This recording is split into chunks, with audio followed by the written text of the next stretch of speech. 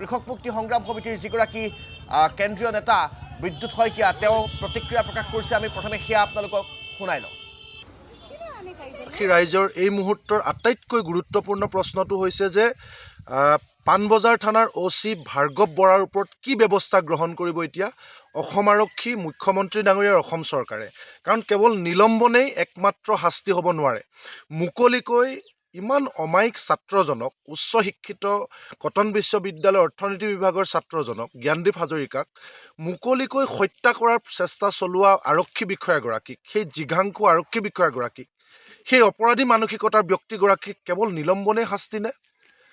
আমি গোটেই ঘটনা ইতিমধ্যে অসমবাসী ৰাইজে, ভাৰতবাসী ৰাইজে আমি দেখিলোঁ যে কি ধৰণেৰে আচলতে খাকী পোছাকৰ অপব্যৱহাৰ কৰি এগৰাকী অসহায় যুৱক,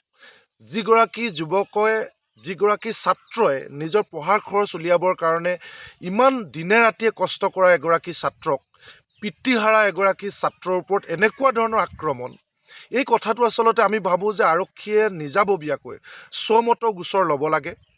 স্বমত গোচৰ লৈ তেওঁক ইমিডিয়েট গ্ৰেপ্তাৰ কৰিব লাগে। কাৰণ এই আৰক্ষী বিষয়াগৰাকীয়ে দীঘলী পুখুৰীৰ পাৰৰ গছ কটাৰ বিৰুদ্ধে কৰা আন্দোলনৰ প্ৰতিবাদকাৰীসকলৰ ওপৰতো জঁপিয়াই পৰিছিল।